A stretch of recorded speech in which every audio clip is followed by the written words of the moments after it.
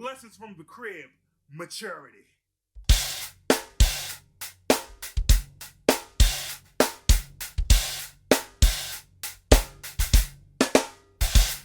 What up, y'all? Welcome back to the crib. Today, we're going to go over a few things that I feel can mature your drumming. All right, it'll take you from little boy status to big boy status. Let's get into this. The number one thing that I feel like separates an immature drummer from a mature drummer is how they play their groove. Groove is something that I enforce in all of my mentees, all of my students, is just to make your groove tighter. And that's simply what I'm going to help y'all do.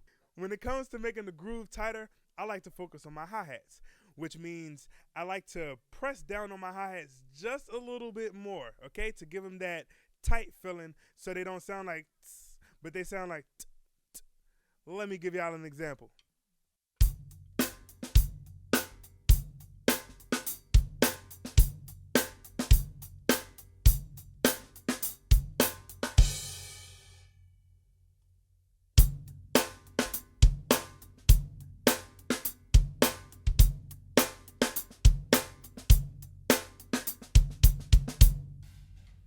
So as you can hear, at first the hi-hats were just a little bit loose, and that's something that I find in, of course, a lot of beginner drummers. They don't really have the syncopation in their body built just yet to kind of lay into the hi-hats and keep them down versus their foot just kind of hovering over the footboard of the hi-hat stand, making them sound loose and just kind of sloppy, to be honest. So along with tighter hi-hat, I like to focus on hitting rim shots on my snare. For those of you who don't know, a rim shot is when your stick is hitting the drum head and the rim at the same time. So a lot of times how I like to make sure that that happens is first I'll have a comfortable snare height, okay? So where I'm not like this in playing and where I'm not playing like this and always hitting my leg. A lot of times that just comes from me. You can kind of hear the smack that happens as your stick hits the rim as well as the drum head. And a lot of times what I find drummers doing, especially when they're first starting off, is they'll take the tip of the drumstick and they'll play into the middle of the drum head or into closer of the edge of the drum head, which I hate very, very much. So let's fix that, okay? So we're going to come from these kind of hits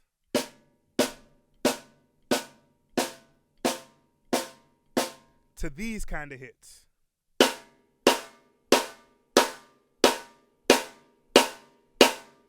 All right, and a big thing is to focus on you hitting the middle of your snare drum. If I had a pencil right now or a pen or a marker, I would draw a circle and just kind of look for the middle of a snare drum, right? So it's like if you're doing target practice and you're using a bow and arrow, you want to hit the center of that target every single time. That's what you should aim for when you're playing your grooves, to make them fuller and sounding fatter and more mature, because that's what we're here for, everybody. Another thing that I would like to go over to help you get into that next level of not just being a drummer, but into that next level of musicianship is your preparation for a gig. And this is just the talking point where I'll give y'all a few gems on how I prepare for gigs. When you show up to your rehearsal, we're going to start at rehearsals, okay? When you show up to a rehearsal, always aim to know your music ahead of time.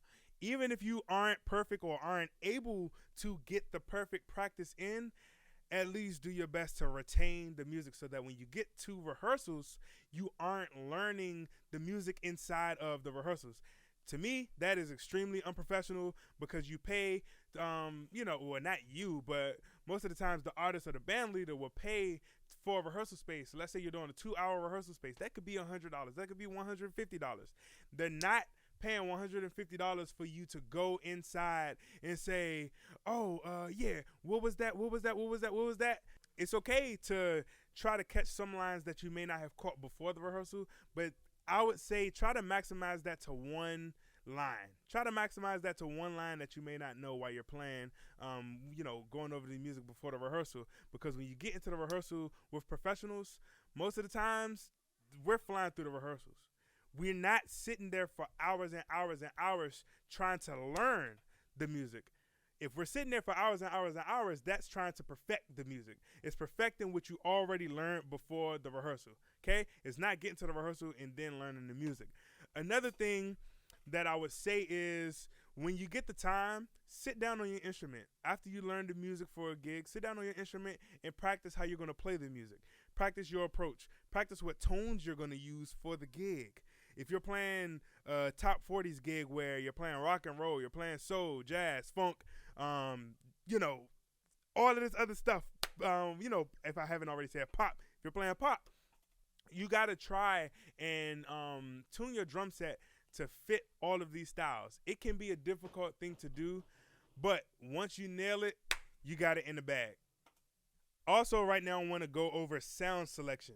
As it comes to maturing as a drummer, your sound selection matters. So I have 3 different snares here that allow me to play 3 different genres if I want to. And I'm going to explain that right now. So if I want to play funk, right, I got these hi-hats, and then I have regular hi-hats. And more likely, if I'm playing funk, I'm staying on this piccolo snare right here.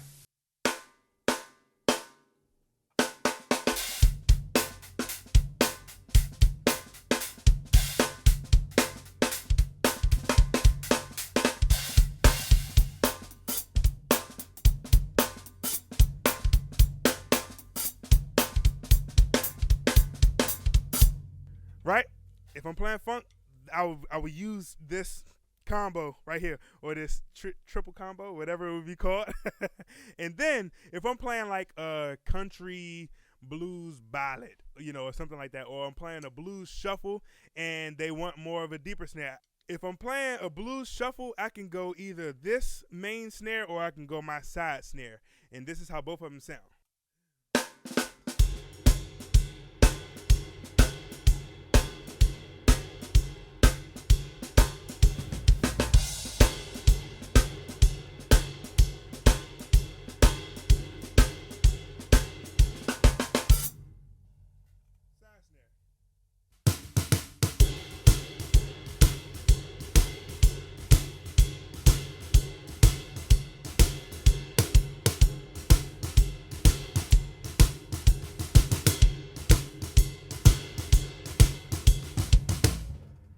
So the deep snare gives it more of a dirty, rugged sound, and the high snare just gives it more of a drive, right? But if I'm playing something like country, where it's just a like country rock 2 and 4 simple groove, I could use the deep snare.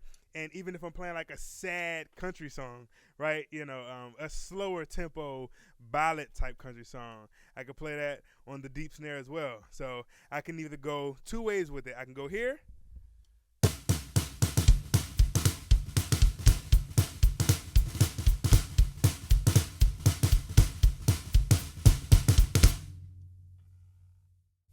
Or I can go here.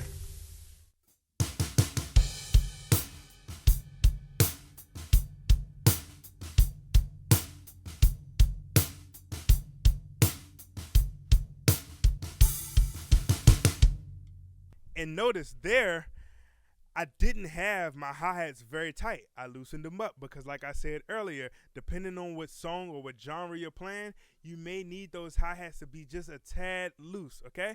Just to kind of fill in that space and give it a little wash. But then over here, I have my 10-inch snare, which I would use for trap music or like some techno music. It can go like this. It can go a little like this.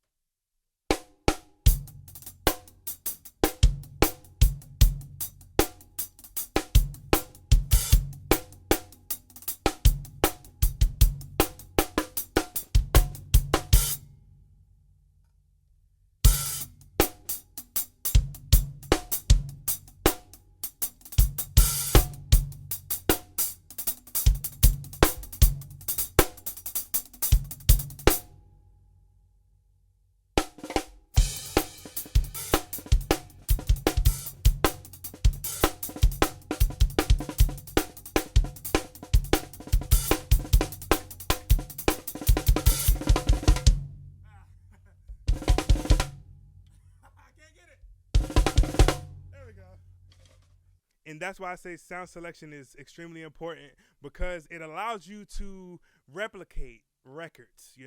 I'm afforded to have pretty much all of the drums that I need and want at my disposal in my home studio, but not everybody has the luxury of having all of these drums. So I would say do your best to dive in to how to tune, because you can achieve a lot of different tones from almost any drum, but do your best to select the tones that work best for your gig.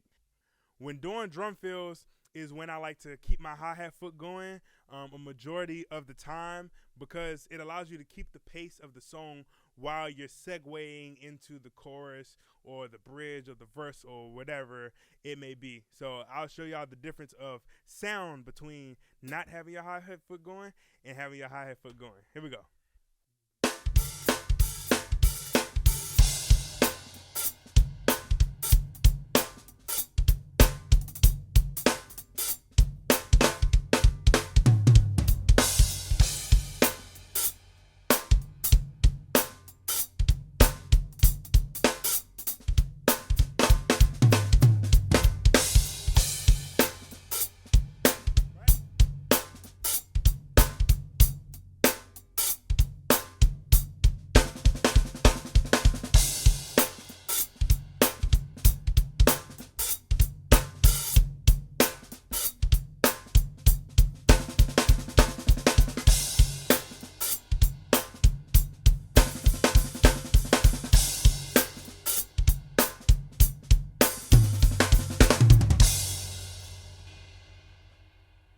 So as you can notice, there's a clear, in my opinion, difference to having your hi-hat foot going and not having your hi-hat foot going. And most of the times I feel like this can separate the boys from the men as well when you're going into doing your fills that'll segue you into the next part of a song.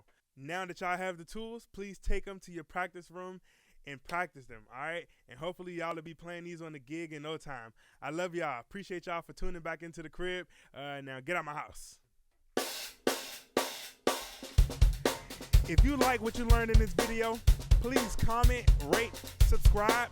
Let me know what y'all liked about it, what y'all didn't like about it, so I can fix these lessons for y'all. If you want more, subscribe to my Patreon. It is down in the comment section. Love y'all. Peace.